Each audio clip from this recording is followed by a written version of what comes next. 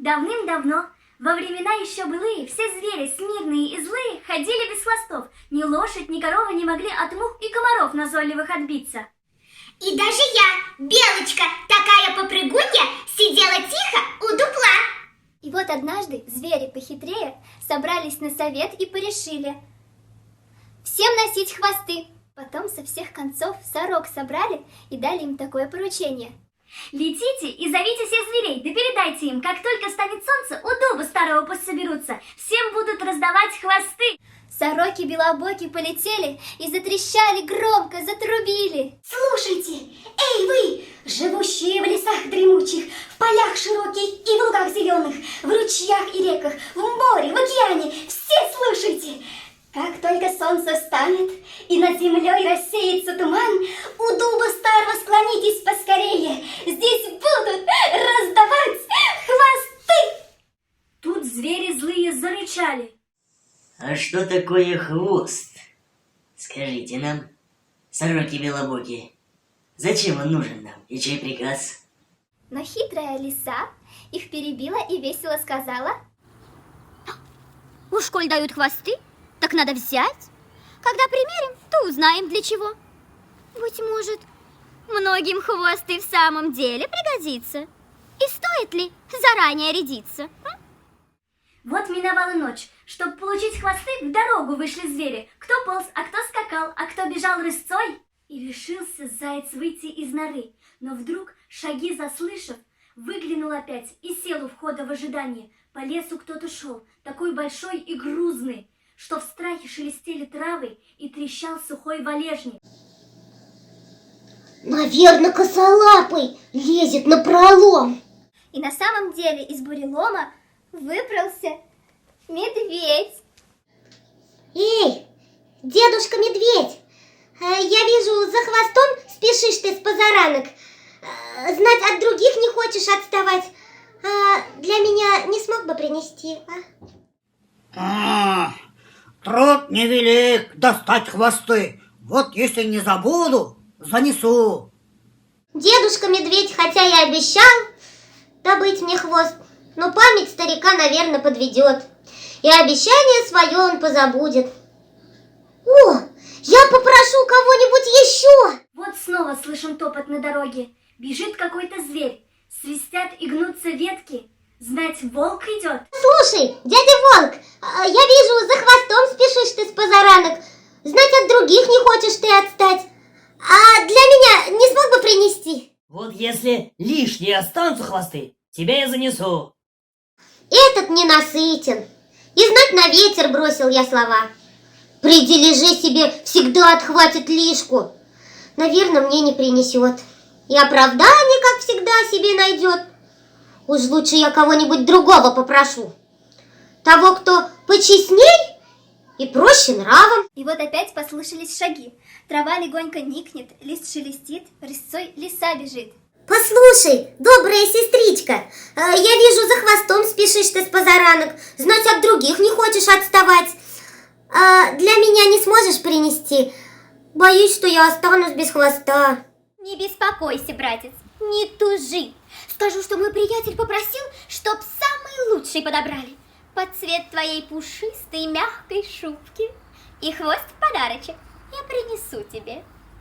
Хоть позже вышла в дорогу, но всех обогнала и во весь дух примчалась к дубу первой.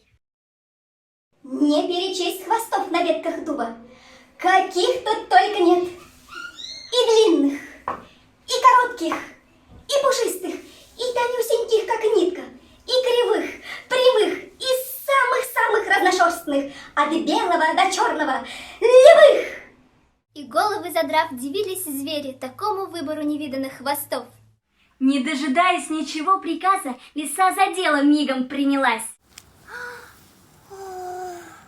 Вот этот мой!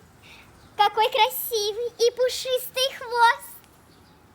Копытами стуча, конь к дубу подошел. Он выбрал добрую метелку и сказал: Теперь конец всем комарам и мухам. До самых глаз смогу хвостом достать. Ах, да! Корове тоже хвост достался непростой. Иха!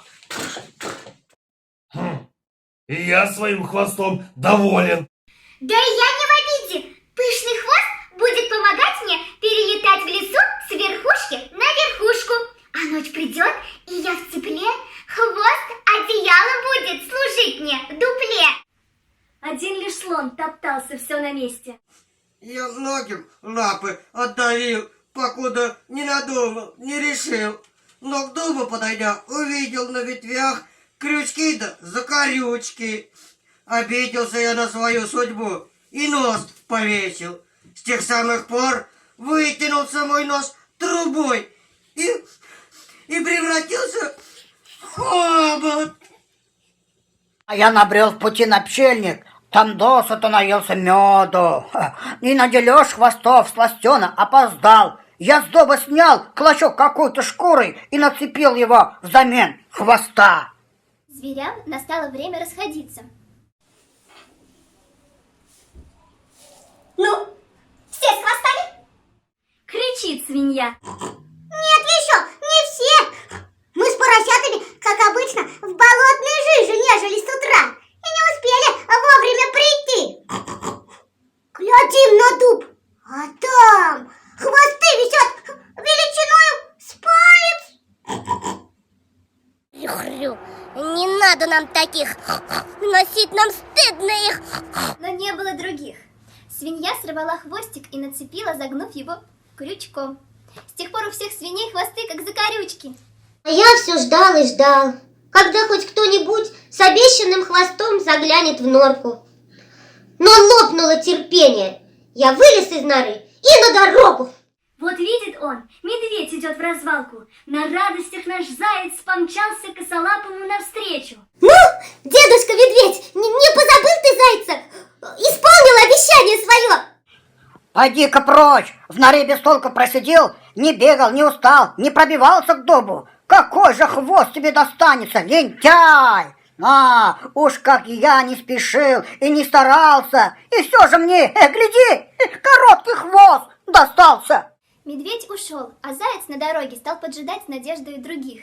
Завидев волка, заяц прыг навстречу и говорит смиренным голоском. Ну, дядя Волк, не позабыл ты зайца? Исполнил обещание свое.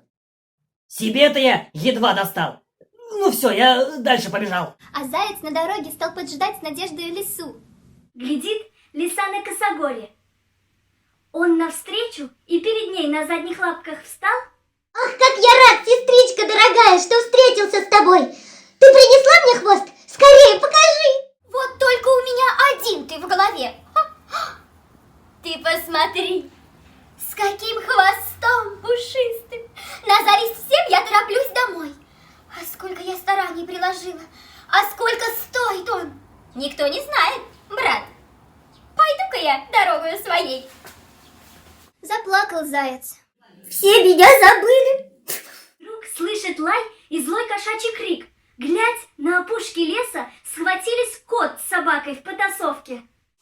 Ваф, ваф, мой хвост всех лучше. Ваф, ваф.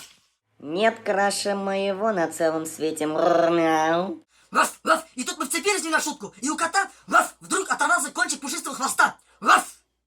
Спасая шкуру, я пустился на утек и на верхушку дерева забрался. Мяу. Ветер подхватил пушистый клок с земли и в норку зайца в тот же миг подбросил. Пусть у косого тоже будет хвост. С тех пор собака с кошкой меж собой не ладят. Зато у меня есть хоть маленький, да